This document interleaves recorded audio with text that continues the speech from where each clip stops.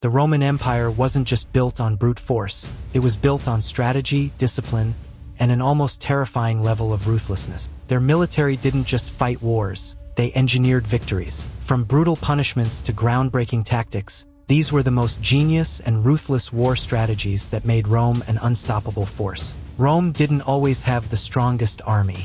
They often faced larger enemies, Carthage's powerful navy, the relentless Gauls, and the fierce Germanic tribes. Despite being outnumbered and sometimes outmatched, the Romans always found a way to turn the tide of war in their favor. One of the most terrifying military policies in history was decimation. If a Roman unit showed cowardice, they weren't just punished, they were forced to execute one in every 10 of their own comrades. This wasn't a random act of cruelty, it was calculated psychological warfare.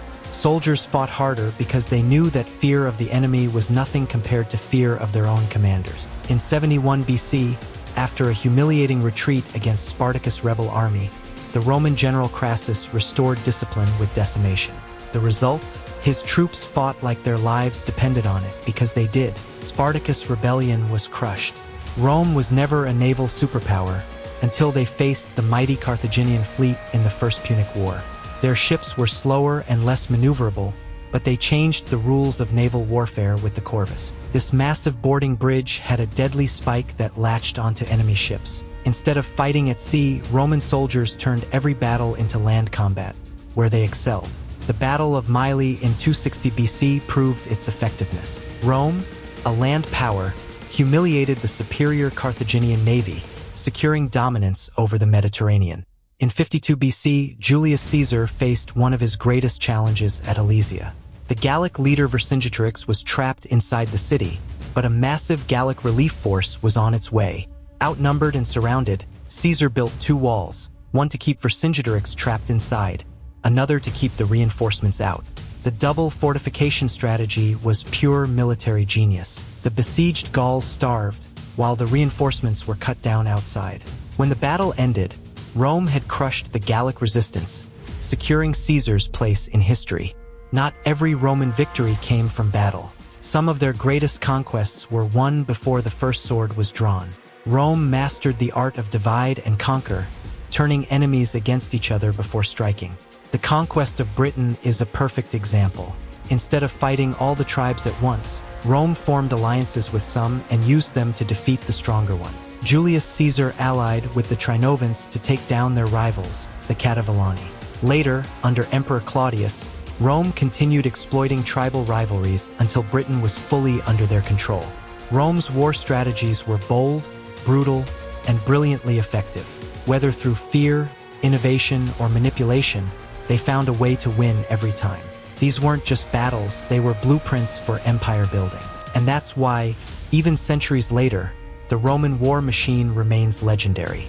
Rome's military dominance didn't come from sheer numbers alone. It came from relentless innovation and a willingness to do whatever it took to win. Their enemies often had advantages in strength, terrain, or experience, but the Romans always found a way to turn weaknesses into strengths. One of their greatest weapons was psychological warfare. They didn't just defeat their enemies on the battlefield. They broke their spirit before the fight even began. When Rome waged war, they made sure their enemies feared them long before swords clashed. They would leave entire cities in ruins as a warning to others, ensuring that resistance often collapsed before it even started. A chilling example of this was the destruction of Carthage in 146 BC. After 3 brutal wars, Rome didn't just conquer Carthage, they erased it. The city was burned to the ground, its people either slaughtered or sold into slavery, and legend says the land was salted to ensure nothing would grow there again. Rome didn't just win wars, they made sure their enemies never rose again. Another ruthless strategy was their use of auxiliaries, non-Roman soldiers who fought for Rome in exchange for rewards. These warriors came from conquered lands and were often sent to fight in brutal front lines while Roman legions stayed in stronger, more strategic positions. If they fought well, they earned Roman citizenship, a reward so valuable that men from all over the empire were willing to die for it. This system allowed Rome to maintain a massive fighting force without exhausting its own citizens. The empire expanded, and with every victory, more warriors from defeated lands became part of the Roman war machine. Their enemies didn't just lose battles, they became soldiers for the empire that had conquered them. But Rome's true power lay in its ability to adapt. They weren't afraid to steal tactics from their enemies and improve on them. When they fought Hannibal's war elephants, they developed formations to neutralize them. When they faced Parthian cavalry, they learned to counter with new mobility tactics. Every defeat was a lesson, and every lesson made them stronger. Perhaps the greatest example of Rome's adaptability was how they turned conquered lands into loyal provinces. Unlike other empires that ruled through sheer oppression, Rome gave many conquered people a reason to stay loyal. Roads, aqueducts, laws, and trade flourished under Roman rule, turning former enemies into allies. They didn't just conquer lands, they absorbed them into something greater. This mix of ruthless warfare, psychological domination, strategic brilliance, and adaptability is what made Rome's military the most feared force of the ancient world. They didn't just build an empire, they built a system of war so effective that its influence can still be seen in modern military strategy today. Rome also knew how to use deception to gain the upper hand. One of their most cunning tactics was the false retreat. Many armies of the time, including the fierce Germanic tribes, relied on overwhelming charges to break enemy lines. Rome turned this aggression against them. A legion would pretend to break and flee, luring their enemies into a disorganized pursuit. Then, in a split second, the Romans would turn and counterattack, crushing their overextended foes. This tactic was used to devastating effect in the Battle of Ilipa, 206 BC, against Carthage. The Romans feigned weakness, drawing the Carthaginians into a trap before surrounding and annihilating them. It was not just a victory, it was a masterclass in psychological warfare. Another unconventional but highly effective strategy was the testudo, or tortoise formation. When under heavy missile fire, Roman soldiers would lock their shields together overhead and on all sides, forming an armored shell.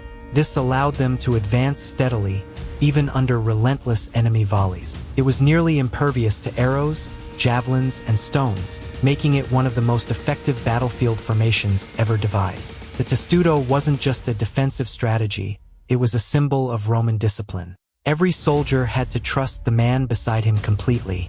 There was no room for fear, hesitation, or selfishness. The legion moved as one, and as long as they maintained their formation, they were almost unstoppable.